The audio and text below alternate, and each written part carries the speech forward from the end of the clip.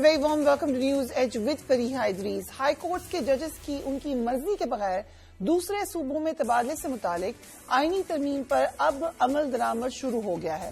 لگ یہ رہا ہے کہ اس ترمیم کے ذریعے سب سے پہلے ان ججز کو دیگر ہائی کورٹس میں بھیجا جائے گا جن کے فیصلوں سے شاید حکومت ناخوش ہے. اس میں سب سے پہلے اسلام آباد ہائی کورٹ کے 5 ججز کا نام آتا ہے. ان ججز میں justice Mohsin Akhtar Kayani, justice Babar Sattar, justice Ejaz Ishaq, justice Saman Rafat اور جسٹس خادم حسین سومرو شامل ہیں. Chief justice of Pakistan justice Yahya Afridi نے اسلام آباد ہائی کورٹ کے 5 ججز کو دوسرے صوبوں میں ٹرانسفر کرنے کے لیے جوڈیشل کمیشن کا اجلاس 28 اپریل کو طلب کر لیا ہے. اسلام آباد ہائی کورٹ کے 2 ججز کو لاہور ہائی کورٹ جبکہ باقی 3 ججز کو بلوچستان، سندھ اور خیبر پختونخوا میں ٹرانسفر کیا جائے گا. کمیشن میں اکثریتی فیصلے کی بنیاد پر ججز کا ٹرانسفر کیا جائے گا.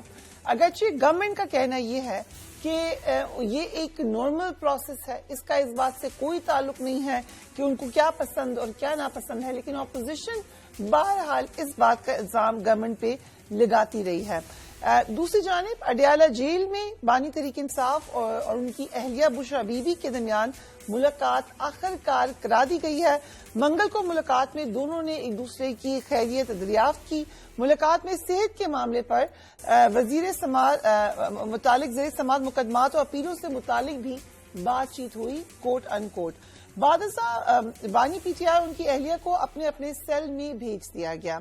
ہفتے کے روز تحریک انصاف نے میدان میں جلسہ کیا. بڑا اس کا اعلان کیا گیا تھا کہ ہم یہ جلسہ کرنے جا رہے ہیں.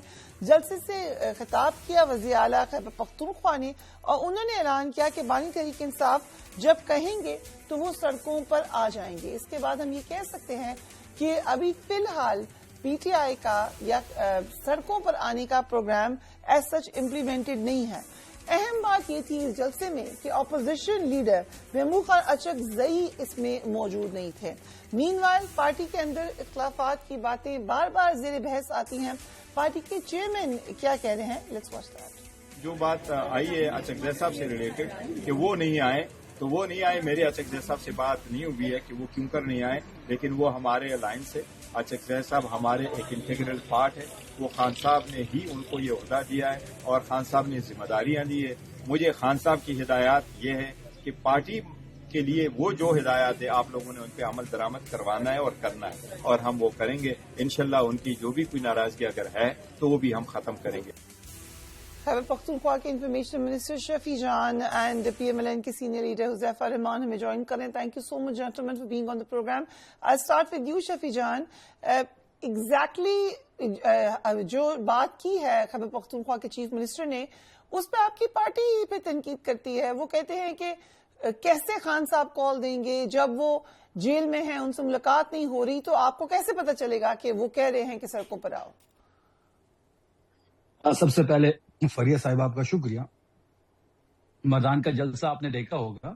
اب مردان کا جو جلسہ تھا وہ ریفرینڈم تھا. آپ نے وہاں پہ تعداد دیکھی ہوگی کہ تحریک انصاف کی بہت بڑی تعداد وہاں پہ موجود تھی. جو جگہ سلیکٹ کی گئی تھی وہ کم پڑ گئی تھی. مردان کا جلسہ جو تھا وہ خان صاحب کی ہدایت کے مطابق ہی ہوا تھا، کیونکہ جب 9 اپریل کا جلسہ کینسل کیا گیا جہاں کیونکہ پیس ٹاک ہونے تھے، تو جب بھی پاکستان کی اور ریاست کی بات آئی ہے، تحریک انصاف ہمیشہ اور عمران خان ہمیشہ ریاست اور پاکستان کے ساتھ کھڑی ہوئے ہیں. جب اور ان کی طرف سے ہی یہ پیغام تھا کہ 9 اپریل کا جلسہ کینسل ہوا تو آپ اگلے 10 دنوں میں خیبر پختونخوا میں جلسہ کریں. اور مردان کی سلیکشن جو تھی وہ پولیٹیکل کمیٹی نے کی تھی، تاریخ کا تعین اور بھی یہ انہوں نے پیغام کیا تھا. کیسے وہاں آیا پہ تھا؟ تھرو ہو؟ سلمان صفدر صاحب کی ملاقات ہوئی تھی. آپ کو یاد ہوگا کہ ہائی کورٹ کے آرڈر کے مطابق ہی سلمان صفدر اڈیالہ جیل گئے تھے. وہاں پہ ان کی ملاقات ہوئی تھی اور اس ملاقات میں یہ پیغام سہیل آفریدی صاحب کے لیے آیا تھا. سہیل آفریدی صاحب کو شاباش دی گئی ان کی پرفارمنس پر. اور وہاں مردان کے جلسے میں آفریدی صاحب نے یہی اناؤنس کیا کہ جب بھی عمران خان صاحب ہدایت دیں گے اور وہ بھی جو بھی ان کی ہدایت ہوگی، وہ کہیں گے اسلام آباد مارچ کرے تو اسلام آباد مارچ کیا جائے گا.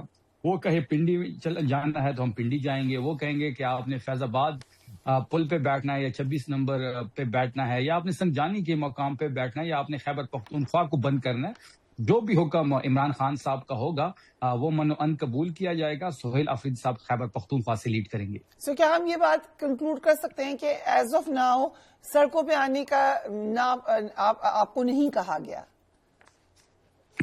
دیکھیے بات بڑی واضح ہے فریہ صاحبہ کہ تحریک انصاف ہی عمران خان ہے اور عمران خان ہی تحریک انصاف ہے. جو بھی تحریک انصاف کی تحریک کے حوالے سے عمران خان صاحب کا حکم ہوگا وہ من و ان قبول کیا جائے گا. جو سلمان صفدر کی ملاقات تھی اس میں یہ ہدایت ملی کہ آپ خیبر پختونخوا میں دن کی روشنی میں جلسہ کریں. تو 19 تاریخ کو مردان میں ایک عظیم سیاسی جلسہ کیا گیا جو مردان کی تاریخ کا سب سے بڑا جلسہ تھا. اور اب جو عمران خان صاحب کی ہدایت آئے گی تحریک کے حوالے سے لانگ مارچ ہو جو بھی وہ انسٹرکشن دیں گے من و ان قبول کیا جائے گا. آفریدی صاحب خیبر پختونخوا سے لیڈ کریں گے. سو پھر اچکزئی صاحب کے حوالے سے بھی آپ نے کہا تھا کہ جو وہ کہیں گے وہی ہوگا. وہ کیا کہہ رہے ہیں اور وہ کہاں تھے؟ سلمان صفدر صاحب کے تھرو یہ پیغام آفریدی صاحب کو بھی ملا ہے کہ آپ نے جو بھی سیاسی فیصلہ کرنا ہے آپ نے اچکزئی صاحب سے علامہ ناصر صاحب سے مشاورت کرنی ہے. جو بھی فیصلہ کیا جائے گا وہ علامہ صاحب سے اور اچکزئی صاحب کو اعتماد میں لے کر لیا آپ لوگوں نے. دیکھیں جو اس میں تو مشاورت کی بات اس لیے نہیں تھی کہ وہ عمران خان صاحب کی ڈائریکٹ ہدایت تھی کہ آپ خیبر پختونخوا میں 10 دن کے اندر جلسہ کریں. وہ عمران خان صاحب کی ہدایت کے مطابق ہی وہ جلسہ ہوا ہے. سیاسی جو بھی فیصلہ ہم نے لینا ہوگا مذاکرات کے حوالے سے تحریک کے حوالے سے اگر عمران خان صاحب کی ہدایت ڈائریکٹ ہمارے تک نہیں پہنچتی کیا بہتر نہیں ہوتا؟ ان کو انوائٹ کیا گیا تھا, ان کو باقاعدہ فون بھی کیا گیا. ان کی کوئی ذاتی مصروفیات تھی جس کے بنا پہ وہ شریک نہیں ہو سکے.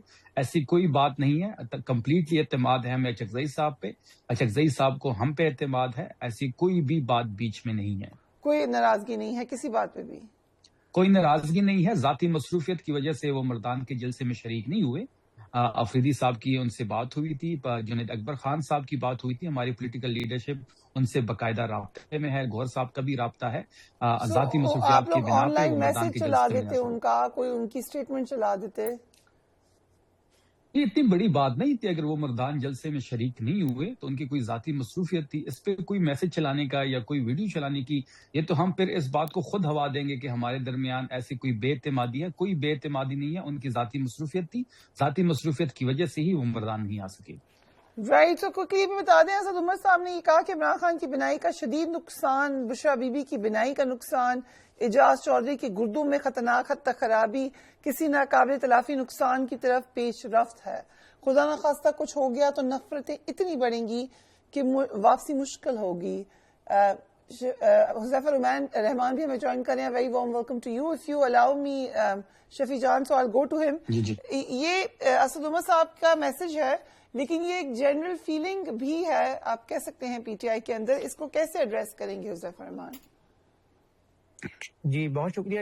کس فیلنگ کی آپ بات کر رہی ہیں؟ جی کس کی بات کریں کہ اگر کوئی ناقابل تلافی نقصان ہو گیا, لوگ بیمار ہیں جیل میں, آپ ایکسس نہیں دے رہے, تو پھر کیا ہوگا؟ جی بہت شکریہ پریہ ادریس صاحبہ کہ آپ نے اس موضوع پہ حکومت کا موقف جاننے کے لیے مجھے موقع دے رہی ہیں.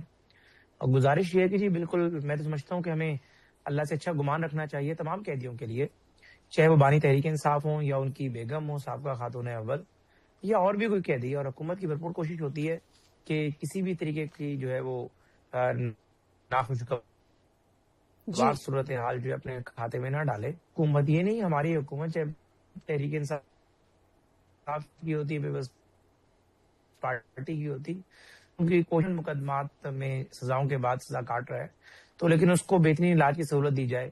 اور اسی چیز کو مد نظر رکھتے ہوئے آپ نے دیکھا کہ ان کی آنکھ کا جو معاملہ ہے اس کو بہتر انداز میں ٹریٹ کیا گیا. اور مجھے ذاتی طور پر پتہ ہے اس بات کا کہ ان کے جو لائر ہیں سلمان صفدر صاحب, لاسٹ ملاقات میں وہ گئے تھے تو بانی تحریک انصاف نے اپنی آنکھ سے متعلق کوئی بات بھی نہیں کی تھی, بلکہ انہوں نے سوال پوچھا تو بانی تحریک انصاف نے انہیں کہا کہ میری آنکھ بالکل ٹھیک ہے اور اس پہ زیادہ بات کرنے کی ضرورت نہیں ہے. لیکن باہر جب وہ آئے تو بانی تحریک انصاف کی بہنوں نے انہیں کہا کہ جی آپ اسی پہ بات کریں. اور ایون کہ یہ بھی ہمارے پاس اطلاعات ہیں اور at the cost of repetition میں آپ کو بڑی ذمہ داری سے بتا رہا ہوں کہ آپس میں بھی بہنوں میں بڑی کنفرنٹیشن ہوتی ہے مختلف معاملات کے حوالے سے.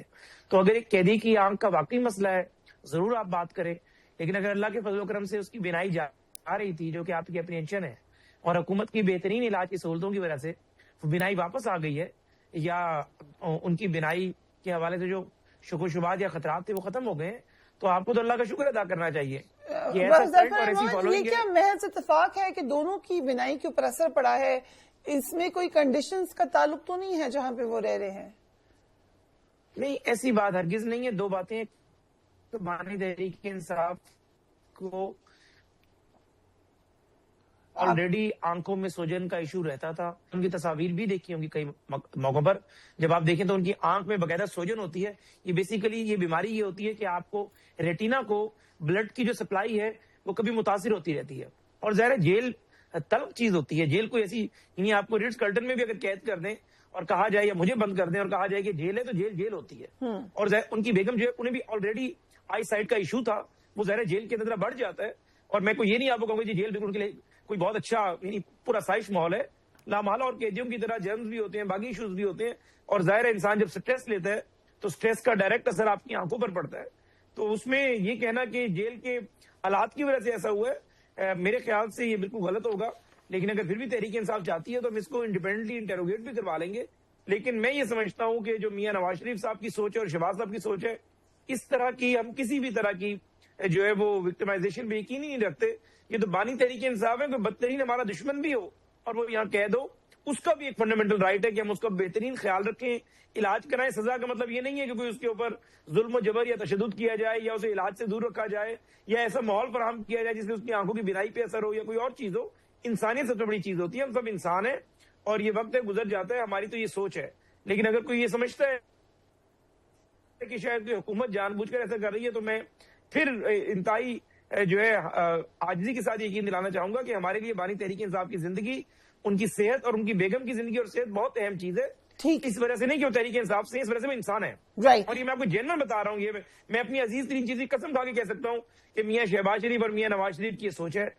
میں آپ کو پھر یہ بات کہہ رہا ہوں کہ میں آپ کو عزیز ترین چیز کی قسم کھا کے کہہ رہا ہوں کہ ہمارے لیے بانی تحریک انصاف اور ان کی بیوی کی صحت کے اوپر کوئی کمپرومائز کی پالیسی ہے ہی نہیں، ایگزسٹ ہی نہیں کرتی. ٹھیک ہے شفیع جان صاحب، میاں نواز شریف صاحب نے ایک تو بڑے عرصے بعد نظر آئے، مگر انہوں نے کے پی حکومت سے کچھ سوال پوچھے ہیں کہ 15 سال سے آپ کی حکومت ہے، کیا وہاں پہ آپ نے لوگوں کو مفت تعلیم دی ہے، اچھا ہاسپٹل بنایا ہے، مفت دوائی اور اچھی ٹرانسپورٹ دی ہے، کیا وہاں پہ رہنے والے سکھ کا سانس لے رہے ہیں؟ سو کیا جواب دیں گے آپ Mian Nawaz Sharif former prime minister کے سوالات کا؟ دیکھیں، پہلی بات یہ ہے کہ میاں نواز شریف خود کو گرمی لگانے کے لیے، میری آواز آ رہی ہے؟ جی آ رہی ہے آپ کی آواز. میں یہ فرما رہا تھا کہ میاں نواز شریف جو ہے وہ خود کو گرمی لگانے کے لیے کبھی کبھار پریس کانفرنس کرتے ہیں، لیکن وہ جب بھی پریس کانفرنس کرتے ہیں تو وہ عمران خان صاحب سے شروع کرتے ہیں اور عمران خان صاحب پہ ختم کر دیتے ہیں. کل آپ نے دیکھا ہوگا فریحہ صاحبہ کہ انہوں نے سکھ کی سانس کی بات کی جس کو آپ نے بھی کوٹ کیا. تو میں آپ کو یہ بتاتا چلوں کہ میاں نواز شریف صاحب جب چھٹیاں مناتے ہیں اور چھٹیاں منانے کی غرض سے وہ نتیہ گلی آتے ہیں اور وہ خیبر پختونخوا کا ہی حصہ ہے، وہاں پہ وہ سکھ کا سانس لیتے ہیں. انہوں نے فاٹا پہ بات کی تو فاٹا بھی آپ کو اگر پتا ہو تو 40 سال ان کی حکومت رہی، 32 سال فاٹا ان کے انڈر رہا، زیر انتظام تھا ان کے. اگر فاٹا میں آج بے روزگاری ہے، آج صحت کے مراکز نہیں ہے، وہاں تعلیمی مراکز نہیں ہے، تو اس کے ذمہ دار بھی ڈائریکٹلی یہ ہیں. لیکن مرجر سے آپ کے خیال سے کوئی فرق نہیں پڑا؟ مرجر جو ہوا ہے وہ اس کو 7 سال ہونے کو ہے اور ہم سے وعدہ کیا گیا تھا کہ ہر سال آپ کو 100 ارب روپے دیے جائیں گے. 7 سالوں کے حساب سے 700 ارب بنتے ہیں، جس میں ابھی تک ہمیں صرف 132 ارب روپے ملے ہیں. 568 ارب روپے ہمارے ان کے ذمہ ہیں. تو جہاں تک انہوں نے دوائیوں کی بات کی تو ان کو یہ بتاتا چلوں، 132 ارب روپے لگائے ہیں آپ نے بالکل 132 ارب، بالکل 132 ارب سے زیادہ ہم لگا چکے ہیں. ہم اپنے سیٹل بجٹ وہاں پہ لگا رہے ہیں. انہوں نے جو بکاخیل کے مقام پہ لوگوں کو کھلے آسمان کے نیچے ضرب عذب کے جو متاثرین تھے ان کو چھوڑا ہے، ان کو ہم اربوں روپے دے رہے ہیں. تو ہمیشہ تو انہوں نے فاٹا کے ساتھ جو ستیلی ماں والا سلوک کیا، اور جب پوائنٹ سکورنگ کی بات ہوتی ہے تو نواز شریف جیسے میں کیا کہوں، اب وہ آ جاتے ہیں اور وہ پھر اس قسم کی باتیں کرتے ہیں. جہاں تک دوائیوں کی بات ہے تو ان کا داماد جو ہے صفدر صاحب جو ہیں وہ خیبر پختونخوا سے تعلق رکھتے ہیں.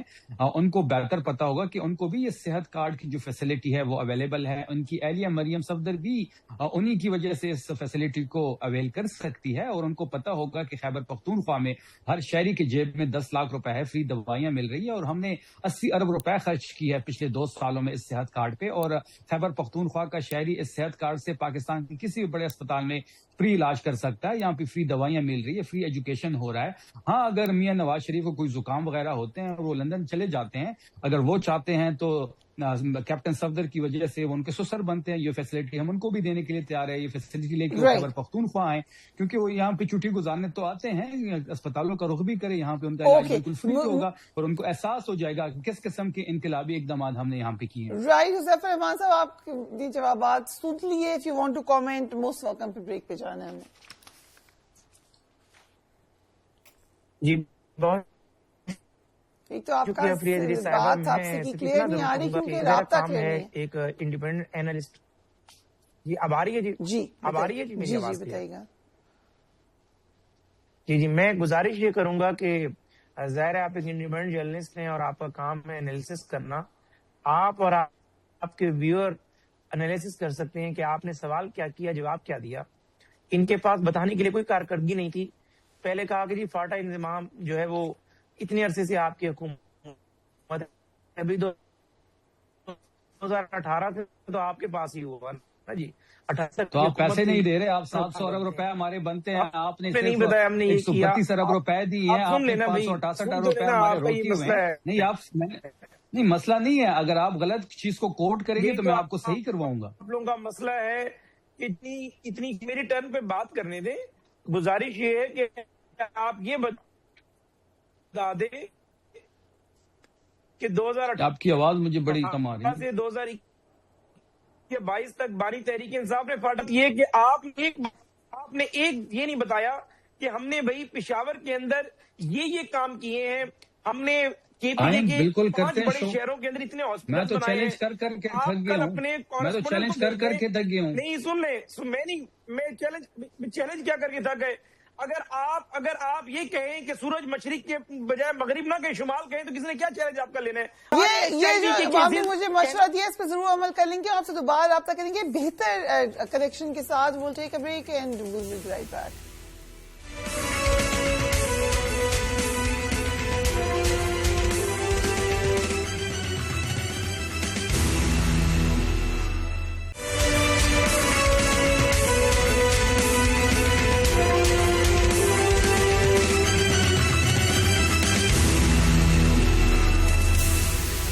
And welcome back. ईरान और अमेरिका के माबैन बात बनते बनते बिगड़ती दिखाई दे रही है।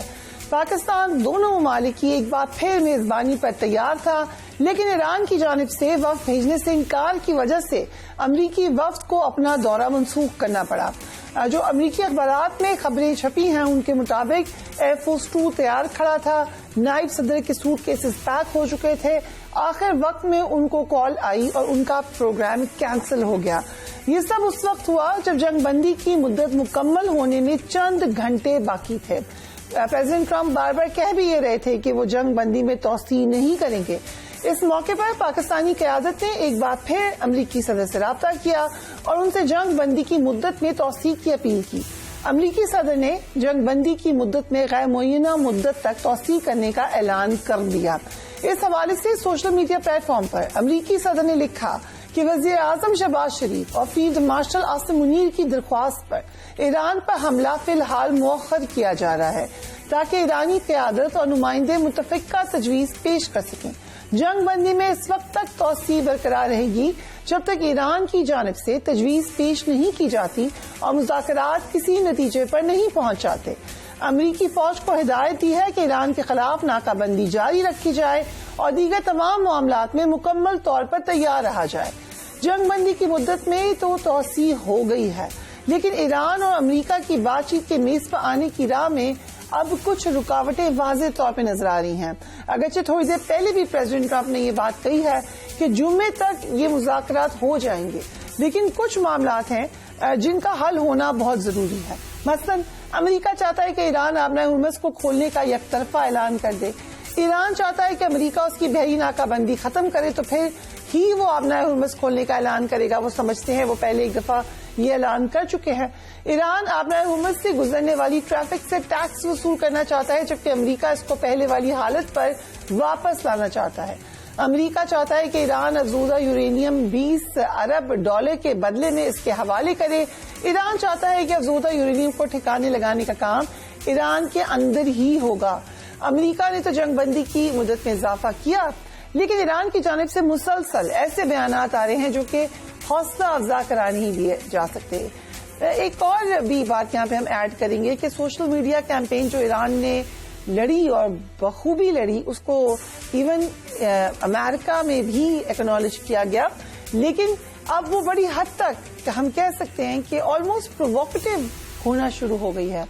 सो क्या जंग बंदी के दौरान हम जानते हैं कि यकीनन प्रेसिडेंट ट्रंप भी प्रोवोकेटिव बयान दे रहे हैं, लेकिन वो तो he is known for that. Iran की तरफ से हमने मुसलसल एक रिस्ट्रेन का मुजाहरा देखा है, एक ग्रेस का मुजाहरा देखा है, मगर अब उनकी जो लेगो कार्टून्स हैं या जो सोशल मीडिया है उसमें बड़ी हद तक सीज फायर का भी मजाक उड़ाया गया। आज ईरान ने अपना हुर्मस से गुजरने वाले 3 बहरी जहाजों को निशाना बनाया। इन जहाजों की मालिक कंपनीज का ताल्लुक यूनान, मुत्तहिदा अरब एमिरेट्स और पैनामा से है। पासदारान इनकलाब के हमले में जहाजों के बुर्ज और रिहायशी हिस्सों को नुकसान पहुंचा, जबकि 2 बहरी जहाजों को पासदारान इनकलाब ने कब्जे में ले लिया। ईरान के इकदामात कशीदगी में बड़े इजाफे और सीज फायर के टूटने का सबब बन सकते हैं। इस हवाले से स्पीकर ईरानी पार्लियामेंट बाकर कैलिबफ के मुशीर ने ये कहा है कि अमरीकी सदर डोनाल्ड ट्रंप की जंग बंदी में तौसीक करने की कोई अहमियत नहीं है। हारने वाला फरीक शराइत का हुक्म नहीं दे सकता। नाकाबंदी का तसलसल बमबारी से मुख्तलिफ नहीं और इसका जवाब फौजी रद्द अमल के साथ होना चाहिए। ट्रंप का जंग बंदी में तौसीक का ऐलान सरप्राइज हमले के लिए वक्त लेना है। ईरान को जरूरी इकदाम करने हैं और वो उनको करने से गुरेज नहीं करेगा। सो टेंशंस हाई हो ही चली जा रही हैं। हम ये भी देख रहे हैं कि जितने इसमें इस वक्त आपको न सिर्फ पाकिस्तान इन्वॉल्व नजर आ रहा है, लेकिन दीगर भी जितने ममालिक हैं वो रिस्ट्रेन ही दिखा रहे हैं। अक़वाम मुत्तहिदा के जो मंदूब है उनका स्टेटमेंट देखिएगा इस वक्त। A Vice Marshal Sajid Habib, Brigadier Ghazanfar Ali and Ahmed Hassan Al-Arbi, thank you so much, gentlemen, for joining us on the program. I'll start with you, Ahmed. Exactly क्या हुआ? इरानियंस ने फैसला ही कर लिया है कि अब टेबल पर नहीं आना, या आखिरी वक्त में कुछ मामला हुआ? ये जो खबरें हैं कि इस वक्त कंट्रोल डिवाइडेड है ईरान का, वो भी एक बहुत बड़ी वजह बना है इस राउंड 2 में ना आने की। What's your analysis? Ji thank you so much. देखिए इस वक्त जो कंट्रोल डिवाइडेड की बात हो रही है सारी, उस पर तो शायद मैं अथॉरिटी के साथ इस वक्त बात नहीं कर सकता कि क्या चल रहा है क्या नहीं चल रहा, और ईरान के अंदर के जो डायनामिक्स हैं उसको बहुत सेंसिटिव हैं और उसमें मैं बहुत केयरफुल रहूंगा कि क्या बात करनी है नहीं। लेकिन ईरान जिस टूल को डिप्लॉय कर रहा है इस वक्त डिप्लोमेसी में या नेगोशिएशन में, उसको कैलिब्रेटेड एम्बिग्विटी कहते हैं। ईरान हिस्टोरिकली भी इस टूल को डिप्लॉय कर चुका है, डिलेड क्लैरिटी भी जिसको कहा जाता है। JCPO के दौरान भी होता यही था कि जब ईरान को नेगोशिएशंस के लिए बात होती थी या टेबल पे बात होती थी, तो टेबल में या रूम में एंटर होने से पहले वो इस टूल को करते थे ताकि अपने लेवरेज को मैक्सिमम किया जा सके। प्लेइंग हार्ड टू गेट जो है वो वाला सारा, यानी रेटरिक का इस्तेमाल किया जाए टेबल के ऊपर अपनी बार्गेनिंग पोजीशन को बेहतर करने के लिए। अब ये एक स्टैंडर्ड टूल है, इसको लिवरेज के लिए भी इस्तेमाल किया जाता है। दूसरा, अपनी इंटरनल डोमेस्टिक ऑडियंस जो है उसकी गुडविल के लिए भी इसको इस्तेमाल किया जाता है। ये एक टूल जहां पे फायदा भी देता है, वहीं पे इसका एक और नुकसान भी होता है। नुकसान ये होता है कि आप इसको जितना लंबा करते चले जाते हैं, जितना टुवर्ड्स द लेटर एंड जो है जो स्पॉइलर एलिमेंट्स होता है, स्पेशली आपके अपने मुल्क के अंदर जो स्पॉइलर एलिमेंट होता है, वो इसको एक्सप्लॉइट ज्यादा से ज्यादा कर सकते हैं। सो बात यह है कि अभी जब once the table is set, जो नेगोशिएशन के अंदर या कॉन्फ्लिक्ट रेजोल्यूशन के अंदर सबसे इंपॉर्टेंट चीज जिसके ऊपर सारे पीस प्रोसेस की बुनियाद खड़ी हुई होती है, वो सीज फायर होता है। क्योंकि सीज फायर से पहले दोनों प्रिंसिपल एक्टर्स काइनेटिक डोमेन में एक दूसरे के ऊपर अटैक कर रहे होते हैं। अब उन्होंने काइनेटिक डोमेन से मूव करना होता है डिप्लोमेटिक डोमेन में without any concrete political assurances. सो वो हो गई है। अब ईरान की जो भी पोजीशन है, या दोनों ममालिक प्रिंसिपल एक्टर्स की जो भी पोजीशन है, जो भी वो चाहते हैं, जो भी बार्गेन करना चाहते हैं, उसका बेहतर तरीका यह है कि वो टेबल के ऊपर ही करें। टेबल के जब आप बार्गेन करने की कोशिश करते हैं तो इसमें सेंसिटिविटी भी इंक्रीज हो जाती है, सीरियसनेस भी कम हो जाती है, और तीसरी बात ये कि जो things can go both way वाला जो एस्पेक्ट है उसकी प्रोबेबिलिटी भी बढ़ जाती है और स्पॉइलर स्पेस भी इंक्रीज हो जाती है. सो अभी आई थिंक जो बेहतर जो सैनिटी है वो इसी में है कि बेशक ईरान का जो भी स्टैंड है, जितना मर्जी जो है मैक्सिमलिस्टिक है, जो भी है वो डिस्कस टेबल के ऊपर ही होना चाहिए. इस तरह से टेबल पे आने से पहले रेटरिक और परसेप्शन की डोमेन में अगर उसको करेंगे तो उसकी एक लिमिट है, एक लिमिट से आगे फिर वो काउंटर प्रोडक्टिव हो जाता है. राइट. सो एयर वाइस मार्शल साजिद हबीब साहब, हमने बहुत दफा डिस्कस किया, आपके साथ भी खसूसन डिस्कस किया ईरान की वॉर स्ट्रेटजी पर. इस वक्त कौन सी ऐसी वॉर स्ट्रेटजी आपको नजर आ रही है जिसपे हम ईरान के अंदर इतना कॉन्फिडेंस देख रहे हैं कि वो किसी जल्दी में नहीं है टेबल पर आने के लिए? मैं एग्री करूंगा अहमद हसन साहब से कि देखिए इस वक्त जो ईरान ने स्टांस लिया है, जो पहले डिवाइड की बात कर रही थी वो उन्होंने बड़े अच्छे तरीके से डिप्लोमेटिकली कहा कि मैं उसमें कमेंट नहीं करूंगा, लेकिन अपेरेंटली कुछ चीजें नजर आ रही हैं. ईरानियन प्रेसिडेंट का जो था वो कल तक बयान था कि नेगोशिएशन चलती रहनी चाहिए, जबकि उनके जो दूसरा ग्रुप है जिसमें उनके शायद डिप्टी प्रेसिडेंट हैं, दूसरे लोग हैं, उनका था कि इसके ऊपर जो उनका स्टांस है कि जब तक ब्लॉकेड ना हटाया जाए, ये ना हटाया जाए, ये उस वक्त तक नहीं बैठेंगे. I totally agree. अगर ये सिर्फ कह देते कि हम एक दिन पहले कि हम आके टेबल पे बैठ रहे हैं तो किसी को ट्रंप के लिए मेहनत ना करनी पड़ती कि भाई आप सीज फायर को हो गए एक्सटेंड करें, जिस काम के लिए उन्होंने हमें लगाया हुआ है. दे शुड हैव, इनको कुछ ख्याल होना चाहिए ईरान को कि पाकिस्तान, मैं इस पे नहीं जाऊंगा कि पिछले 47 बरस हमारे साथ क्या ताल्लुकात थे, चाबहार क्या था, कुलभूषण क्या था, अभी जो हमने इनके लिए किया है तो उसका इनको ख्याल रखना चाहिए था. टेबल के ऊपर आए. वी ऑल एग्री कि ऐसी चीजें साल साल चलती रहती हैं, मज़ाकरात के 10 दौर चलते हैं, लेकिन इस तरह का स्टांस लेना, और मैं टोटली एग्री करता हूं कि अगर वो समझते हैं कि उनके पास काइनेटिक जो है उसके लिए एक्शन के लिए बहुत कुछ पड़ा हुआ है. देखिए अभी तक इनको एडवांटेज इस तरह से मिला, ठीक है, रेजिलियंस शो की इन्होंने, और मैं कहता हूं इनको इसी पे खुश होना चाहिए था कि इन्होंने रेजिलियंस और रिएक्ट करके इन्होंने एक सुपर पावर को मेज पे बैठने में, ये क्लेम कर लेते कि मजबूर कर दिया, उसमें छोड़ दें हमारी डिप्लोमेसी को.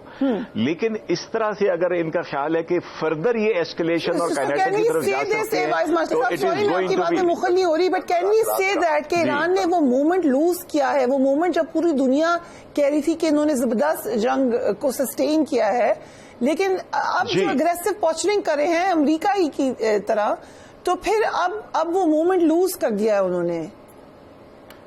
बिल्कुल. आप फ्रिया देखें कि कल ही यूरोपियन यूनियन, हम बात कर रहे पिछले 20 दिनों से कि कोई नेटो का कंट्री ट्रंप के साथ खड़ा नहीं हुआ और उसकी जो पॉपुलैरिटी कम हुई है. कल यूरोपियन यूनियन ने ईरान के ऊपर मजीद पाबंदियां लगा दी हैं, और अब यूरोपियन कंट्रीज मिलकर बैठ के सोच रहे हैं कि बिकॉज सारी दुनिया को हिट कर रही है, क्या इस जंग से पहले 47 बरस पाबंदियों के लिए कोई मुल्क ईरान के साथ खड़ा हुआ? नहीं हुआ. तो अभी एक बहुत बड़ी अपॉर्चुनिटी थी और है कि टेबल के ऊपर वापस आए, वरना जिसको हम कह सकते कि एक मॉरल असेंडेंसी थी वो हर गुजरते लम्हे के साथ कम होती जाएगी, और फाइनली सारी दुनिया का नुकसान हो रहा है. यूरोप मिलकर नेटो कहेगा कि let's join hands with Trump. अगर काइनेटिक पे आना तो फिर काइनेटिक की बात हो जाएगी, बिकॉज दुनिया भर का नुकसान हो रहा है. तो ये वक्त कम है इनके पास. और दूसरी बात बिल्कुल एग्री करता हूं अहमद हसन जो कहा कि स्पॉयलर्स, मैं भी 2 दिन से कह लूं कि इंटरनल एक्सटर्नल स्पॉयलर्स हैं. ये जो इंडियन शिप के ऊपर फायरिंग हुई थी 2 दिन पहले, गवर्नमेंट के रेप ने कहा, आईआरजीसी के नहीं, कि वी आर इन्वेस्टिगेटिंग के इंडियन शिप के ऊपर किसने फायरिंग की थी. ठीक. तो वॉच आउट फॉर दो स्पॉयलर्स. ईरान को पहले ही इंटरनल जो स्पॉयलर्स है उनसे बेतहाशा नुकसान हुआ है. needs to come back to the table. Right. So, brigadier साहब, जो अमरीकी अखबार है वो भरपूर तासुर दे रहे हैं कि अमरीका बिल्कुल तैयार था इन मुज़ाकरात के लिए, और तैयार था भी. पाकिस्तान की अंडरस्टैंडिंग भी यही है, लेकिन उन्होंने खास तौर पे एक अखबार ने उस मोमेंट का जिक्र किया है. मसलन यहाँ पे मैं कोट कर देती हूँ. On Monday evening the Iranians appear to have given Pakistani mediators the green light for talks. By Tuesday morning that signal was gone, replaced by demand that US lift it's naval blockade.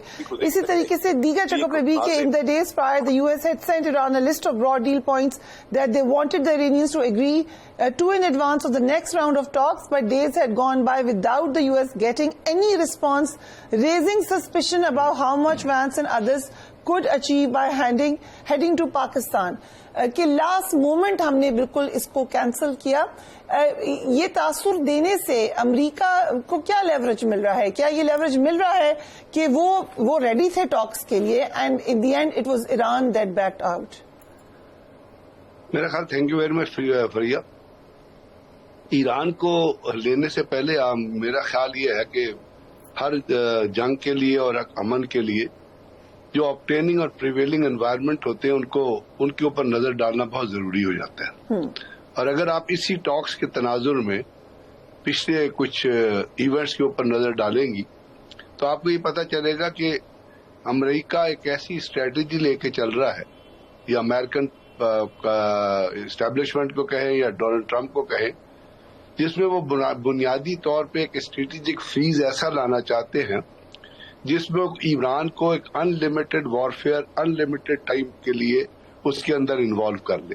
اور اس کی بنیادی جو policy ہے وہ کسی restraint پہ بیس نہیں کر رہی. وہ کائنیٹک ریسٹرینٹ جو ہے وہ بھی آپ کو نظر نہیں آ رہا جب اس نے پہلے راؤنڈ کے بعد یہ کہہ دیا کہ ہم اسٹیٹ آف ہارمز میں پیچھے ایک بلاکیڈ لگا رہے ہیں. اس بلاکیڈ کا نہ کوئی لاجک بنتا ہے نہ کوئی وجہ بنتی ہے. اگر آپ نے بات چیت ان پوائنٹس پہ کرنی ہے جو پہلے راؤنڈ میں آپ ڈسکس کر چکے ہیں تو پھر انہی چیزوں کو لے کے آگے چلنے کی ضرورت ہوتی ہے. اب ریپیٹڈلی جو ڈونلڈ ٹرمپ کی طرف سے جو بھی امپریشن دینے کی کوشش کی گئی ہے, کل بھی ان کا جو ٹویٹ یا ان کی اسٹیٹمنٹ ہے اس میں اس نے کہا کہ ایک فریکچرڈ ایران.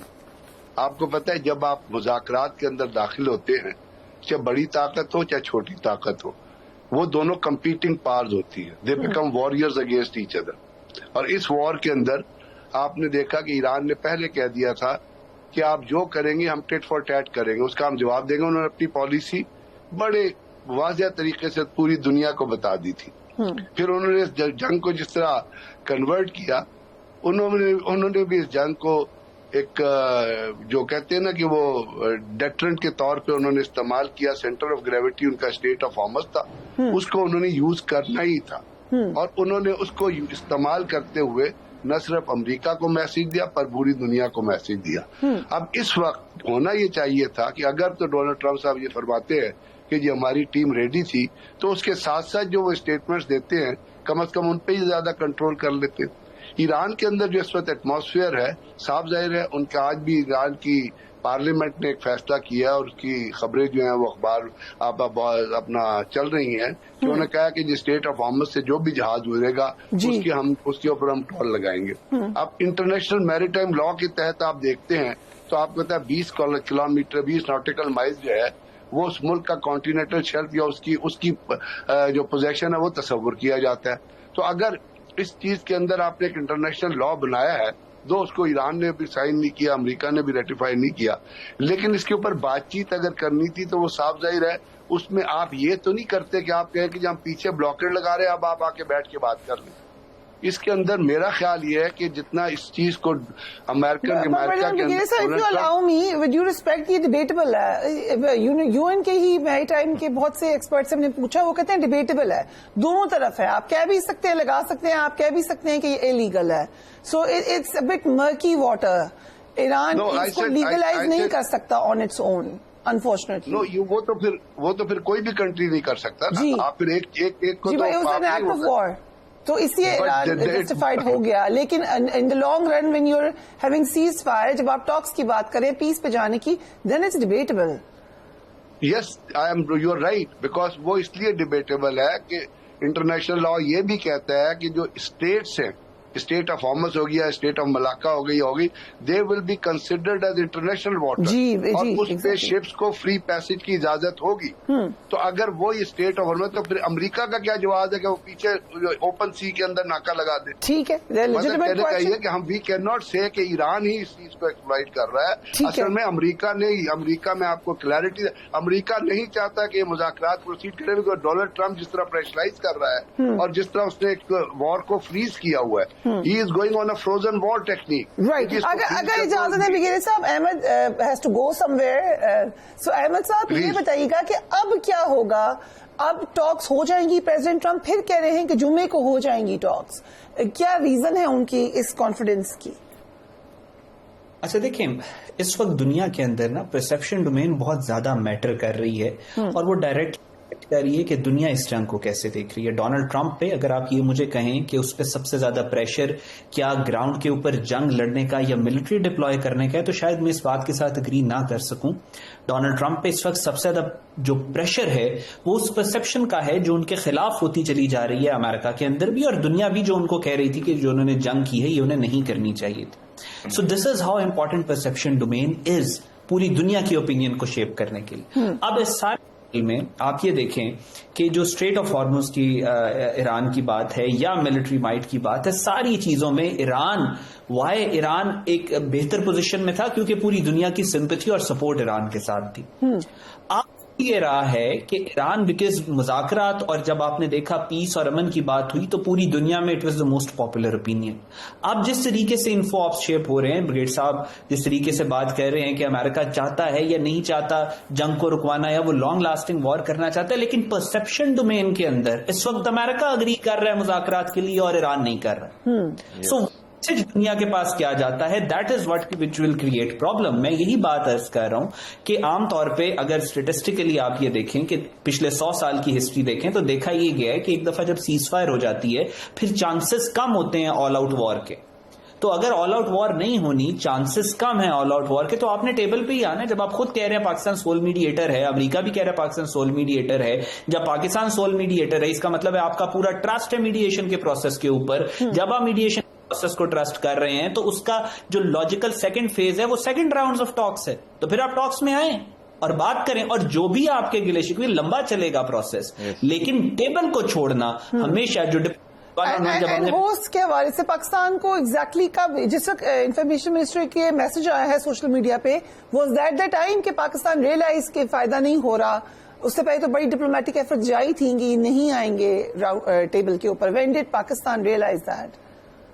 نہیں دیکھیں، پاکستان جو منسٹری آف انفارمیشن کی آپ بات کر رہی ہیں وہ تو اٹس اے پروسیس کے اندر بہت ساری چیزیں ہوتی ہیں جو آپ نے پبلک کو بتانی ہوتی ہیں، بہت ساری چیزیں ہوتی ہیں جو آپ نے نہیں بتانی ہوتی، بہت ساری چیزیں ہوتی ہیں جن کو آپ نے پبلک ڈسکورس کے اندر نہیں لے کے آنا ہوتا. تو وہ وقت کی ایک ضرورت تھی جو نیگوسیشنز کر رہے ہیں، جو میڈیٹ کر رہے ہیں. دیکھیں پاکستان ایکٹر نہیں ہے، پرنسپل ایکٹر نہیں ہے اس کانفلکٹ، پاکستان میڈیٹر ہے. پوری دنیا پاکستان کی طرف دیکھ رہی تھی. سیز فائر جب پہلے ہوا تو پاکستان کی وجہ سے دوسری دفعہ بھی پاکستان نے کروایا. تو پاکستان نوٹ اگر مجھے اجازت ہے، آپ نے دیکھی ہوگی مائیکل کوگلمن کی میسج، وہ کہتے ہیں پاکستان کرائے سیز فائر، یعنی انہوں نے ایکسپٹ کر لیا ہے سب نے، امریکنوں سمیت، کہ صرف پاکستان ہی کرائے گا ceasefire. So how do you look at this position that we have? میں نے معذرت مائیکل کوگلمین کی ٹویٹ یا میسج ان کا نہیں دیکھا. انہوں نے کہا کہ پاکستان کیونکہ اب ٹاکس نہیں ہو رہی تو اب پاکستان کا پہلا کام یہ ہے، I'll translate it in loose words. انہوں نے کہا اس کا پہلا کام یہ ہے کہ وہ سیز فائر کو توسیع کروا دے. And then I did ask this question کہ پاکستان سے ہی کیوں، آپ خود کیوں نہیں کوشش کر لیتی امریکن پبلک؟ لیکن this was the expectation from Pakistan کہ پاکستان آگے بڑھے گا اور سیز فائر ایکسٹینڈ کرائے گا ایون ان یونائٹیڈ اسٹیٹس. دیکھیں پاکستان نے اپنے آپ کو strategically, Pakistan has presented itself as the voice of sanity, as the voice of peace, as the voice of reason, as the voice of logic, as the voice of deterrence, as the voice of regional stability کے طور پہ پاکستان نے اپنے آپ کو present کیا ہے. لیکن the world has to know کہ یہ جو جنگ دو لوگ کر رہے ہیں، دو ممالک کر رہے ہیں آپس میں، اس جنگ کو ختم کرنا پرائمریلی ان کا فیصلہ ہے. پاکستان میڈیٹ کروا رہا ہے، اپنی کوشش، اپنا انٹینٹ لے کے سامنے آ رہا ہے. جہاں پہ گیپس ہیں ان کو برج کرنے کی پاکستان کوشش کر رہا ہے. دا موسٹ کمپلیکیٹڈ انوائرمنٹ کے اندر، موسٹ سینسٹیو کریٹیکل انوائرمنٹ کے اندر پاکستان اپنا رول جو ہے وہ پلے کر رہا ہے، وچ از امپورٹنٹ. لیکن اس سارے اگین میں بات یہی کروں گا کہ at the end of the day جو امپورٹنٹ چیز ہے اس وقت، کیونکہ سیز فائر ہو چکا ہے، سیز فائر ایکسٹینڈ بھی ہو چکا ہے، انفارمیشن اور پرسپشن ڈومین بہت زیادہ امپورٹنٹ ہے. اور ایران کو ان سینسٹیوٹیز کا خیال رکھتے ہوئے جو بھی، جب ایک دفعہ ٹیبل از سیٹ تو پھر جو بھی بات ہے وہ ٹیبل کے اوپر ہونی چاہیے، ٹیبل کے باہر نہیں ہونی چاہیے. وہ کاؤنٹر پروڈکٹیو ہو جائے. آپ کو کب لگ رہا ہے اسلام آباد ٹاکس 2 کب ہونے جانی ہے؟ دیکھیں I think as early as possible Islamabad talks ہونی چاہیے، because it's the only logical way progress کی طرف. آپ جتنا مرضی، آپ مثال کے طور پہ یہ جنگ ہوتی ہے، یا یہ جو میں نے کہا کہ جس کی پروبیبلٹی بہت کم ہے، اگر ہوتی بھی ہے تو ایونچولی دوبارہ تو پھر آپ نے ٹیبل پر ہی آنا ہے. ٹاکس 3 ٹاکس 4 یہ لمبا پروسیس لگ رہا ہے آپ کو؟ आई थिंक देखें, प्रोसेस कंटिन्यूस है, ये इंपॉर्टेंट है. पाकिस्तान दोनों ममालिक की लीडरशिप के साथ इन कांटेक्ट है, ये इंपॉर्टेंट है. जो गैप्स हैं उनको ब्रिज करने की कोशिश की जा रही है, ये इंपॉर्टेंट है. टॉक्स कितनी लंबी होती हैं इससे फर्क नहीं पड़ता, जितनी लंबी उतना अच्छा.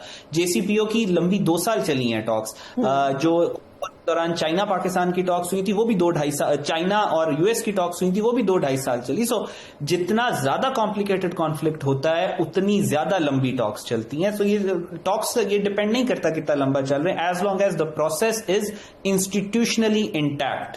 अहमद हसन अरबी, thank you so much for joining us. हम एक ब्रेक लेंगे, उसके बाद मेसा बिगिरी साहब एंड वाइस मार्शल साहब मौजूद होंगे. हम अमेरिका की जानिब से जो ईरान पर नई पाबंदियां आयद हुई हैं उनको भी एक नजर देखेंगे राइट आफ्टर ब्रेक.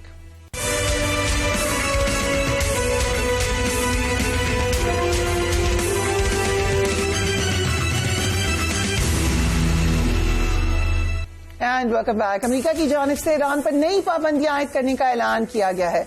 इसकी तफसीलात क्या है, एक नजर डाल लेते हैं. अमरीकी महकमा खजाना के मुताबिक पाबंदियां 3 शख्सियात और 17 इदारों पर आयद की गई हैं. अमरीकी महकमा खजाना का कहना है कि ये पाबंदियां ईरान के असलहा नेटवर्क को निशाना बनाने के लिए आयद की गई हैं. अमरीकी महकमा खजाना के मुताबिक इस नेटवर्क के जरिए मुख्तलिफ जराए से हथियारों की फराहमी जारी थी. महकमा खजाना ने कहा है कि इन इक़दामात का मकसद ईरान की अस्करी सलाहियतों को महदूद करना और असलहे की तहसील के निज़ाम को कमजोर करना है. अमरीकी हुकाम ने यह भी कहा कि पाबंदियों की जद में आने वाले अहदाफ में ईरानी तैयारे भी शामिल हैं. हुकाम के मुताबिक इस नेटवर्क से जुड़े अनासर तुर्की और इमारात समेत मुख्तलिफ ममालिक में मौजूद हैं जिन्हें पाबंदियों का निशाना बनाया गया है. दूसरी तरफ भारत के पहलगाम फॉल्स फ्लैग ऑपरेशन को आज पूरा 1 साल मुकम्मल हो गया है. भारत ने खुद ही 1 साल कबल अपने शहरियों का कत्लेआम करवाया और फिर उसको बुनियाद बनाकर पाकिस्तान के ऊपर इल्जाम धरा. Pakistan as a responsible state ये कहते रहे कि आप इसकी इन्वेस्टिगेशन करवाएं, आपको हमसे जो मदद चाहिए हम देने को तैयार हैं. लेकिन उस वक्त नरेंद्र मोदी ने कोई बात नहीं सुनी. बहुत सारे क्वेश्चंस हैं इस हवाले से. मसलन जिस वक्त जेडी वैंस भारत में थे उस वक्त ये क्यों हुआ. मसलन बहुत सारे मामलात मशकूक थे जिसमें इन्वेस्टिगेशन की जरूरत थी, उस पर इन्वेस्टिगेशन क्यों नहीं हुई. बहुत सारे सवाल अब भारतीय मीडिया खुद उठा रहा है. आज हमारे इंफॉर्मेशन मिनिस्टर ने क्या कहा, लेट्स वॉच दैट. भारत दहशतगर्दी का प्रोमोटर रहा है और पाकिस्तान दहशतगर्दी का विक्टिम रहा है. पाकिस्तान के वजीर आजम ने खुलकर ये कहा कि पहलगाम के वाकये की एक इम्पार्शियल और इंडिपेंडेंट इंक्वायरी करा ली जाए. हमारी नीयत ठीक थी, इसलिए पाकिस्तान ने बड़ी क्लैरिटी के साथ एक बैनुल-अक़वामी सतह पर गैर जानिबदार इंक्वायरी की पेशकश की. और इस इंक्वायरी से भारत का इनकार ये बात साबित करता है कि ये एक फॉल्स फ्लैग ऑपरेशन था. आज के दिन तक पहलगाम के हवाले से किसी किस्म की कोई ना सबूत भारत दे सका है, ना शवाहिद फराहम कर सका है और ना उसके पास कोई खातिर ख्वाह जवाब है पहलगाम को लेकर. भारतीय चीफ ऑफ डिफेंस स्टाफ ने खुद अपने मुंह से सिंदूर ऑपरेशन के हवाले से क्या कहा, सोचता. एयर वाइस मार्शल साजिद हबीब, 1 साल मुकम्मल हो गया, हम कह सकते हैं बड़ी हद तक दुनिया तब्दील हो गई उसके बाद, लेकिन भारत ने गैर जानिबदार तहरीक तो क्या जानिबदार तहकीक भी नहीं करवाई. सो जो क्वेश्चंस हैं वो वहीं पे बरकरार रहेंगे पहलगाम के हवाले से.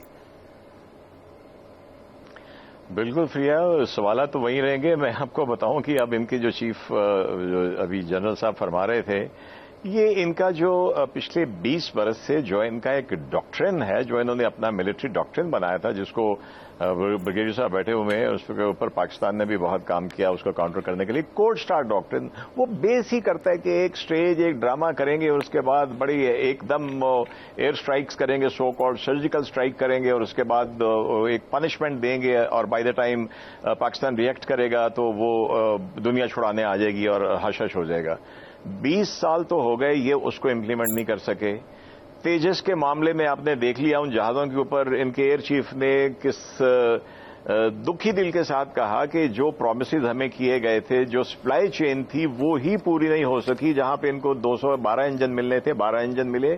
तो ये इनके रेट्रिक्स हैं, कहने की बात है, और ये दरअसल इनके जो अंदर से खोखली मैशियत है, माजरत के साथ, जिसको अपेरेंटली हमारे भी कुछ सूडो इंटेलेक्चुअल के जी बहुत बड़ी इकोनॉमिक सुपर पावर और मिलिट्री पावर कहते हैं, ये उसके खोखले होने का सबूत है.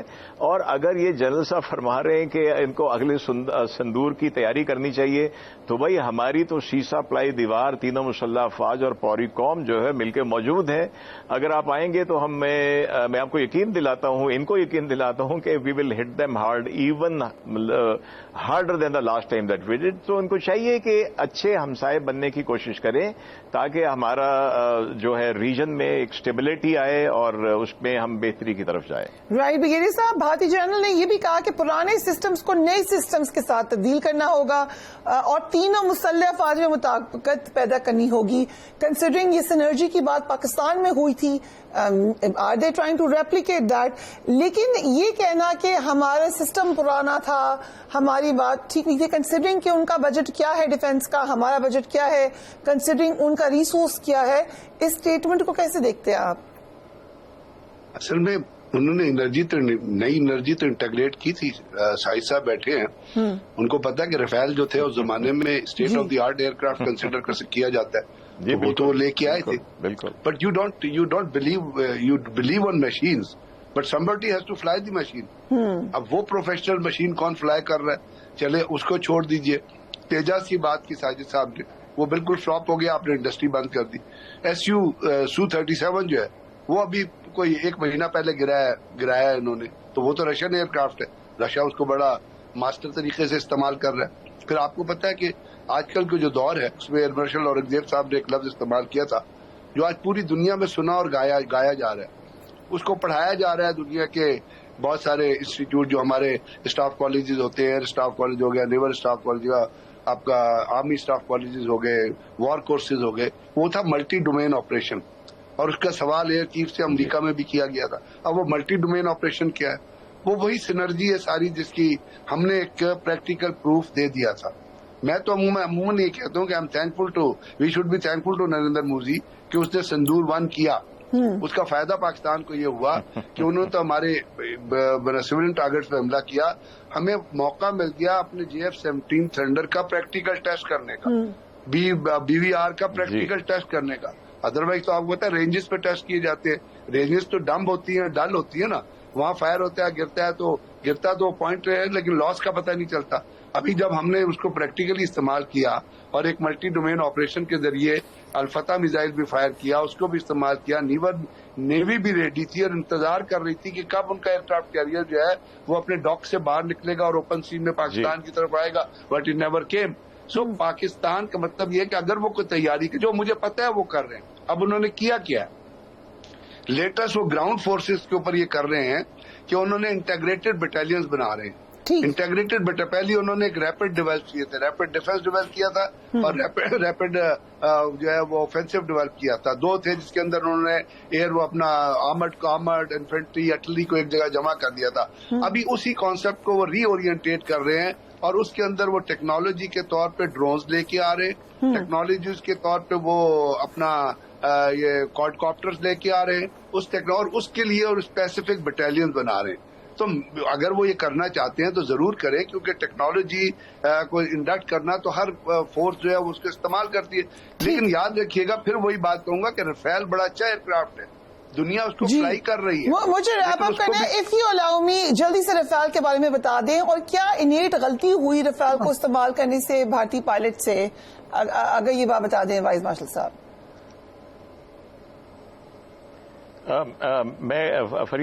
میں تو تھوڑا سا پیچھے جاؤں گا. 2019 میں جب ہم نے ابھی نندن کا جہاز گرایا تو انہوں نے کہا کہ یہ MiG-21 بڑا پرانا جہاز ہے. وہ MiG-21 ان کا جس اسکواڈرن سے تھا جو ابھی نندن کا فلائی کر رہا تھا, that was almost 4th generation modified MiG-21. اسی لیے وہ squadron commander OC of the squadron خود آیا تھا فلائی کرنے کے لیے, اس کو لے کے آیا تھا. تو اگین جیسے بڑی ردنفر نے کہا کہ ان کا خیال تھا کہ سامنے جو ہے وہ شاید ان کی وہ ایئر فورس اور ان کی گراؤنڈ فورسز ہو رہی ہیں. ہمارے F-16 they were already in the year, اس لیے وہ جب انہوں نے حرکت کی تو وہ اسٹینڈ آف ویپنز ہوتے ہیں جو 15-20 میل 30 میل بھی جا کے زیادہ بھی ڈسٹینس پہ جا کے گر جاتے ہیں. They hardly came 1 kilometre inside and drop those weapon. اور اس وقت جب ہوا تو کیا کہا تھا مودی نے کہ اگر رافیل ہوتا تو یہ رافیل ہوتا تو ہم یہ کرتے وہ کرتے. ایک ہفتے تو وہ ان کی نظریں اتارتے رہے ہیں, ان کی آرتیاں اتارتے رہے ہیں. اور فریہ وہ جو 01 نمبر تھا جس کے اوپر ناریل پھوڑے گئے تھے وہ بھی گرا ہے اس جنگ میں, اس کو بھی گرایا گیا ہے. اور ایک ہفتہ بھی نہیں اڑ سکے رافیل. مجھے تو اس بات پہ ان کی مطلب ان کے سامنے کمیزریٹ ہی کر سکتی ہوں کہ ایک ہفتہ آپ نے آرتیاں اتاری تھیں اور نظریں اتاری تھیں, سو ایک ہفتہ اڑا ہی لیتے جنگ میں. لیکن چلیں یہ ٹھیک ہے, ہم کہہ سکتے ہیں کہ ناچ نہ جانے جہاز تیرا most probably. Thank you gentleman for being on the program. یقیناً 1 سال ہو گیا ہے پہلگام آپریشن کو. اس 1 سال میں دنیا تبدیل ہو گئی, بھارت کا پروپیگنڈا ایکسپوز ہو گیا, بھارت نے جو جھوٹ بولا وہ ایکسپوز ہو گیا, بھارت نے جو پاکستان کے الزامات لگائے وہ ایکسپوز ہو گئے, بھارت نے جہاں جہاں پر اوور ایسٹیمیٹ کیا اپنے آپ کو وہ ایکسپوز ہو گیا. اور بہت بڑا ہاتھ اس میں پاکستان کی رسپانسبل اسٹیٹ کا ہے, جنہوں نے ریسٹرین دکھایا, مگر جب وقت آیا تو سیسا پلائی دیوار بن کے کھڑے ہوئے اور پاکستان کی طرف دیکھنے والی ہر میلی نظر کو نہ صرف گرایا بلکہ ان کو مزہ بھی چکھایا. Do take care of yourself. اللہ حافظ.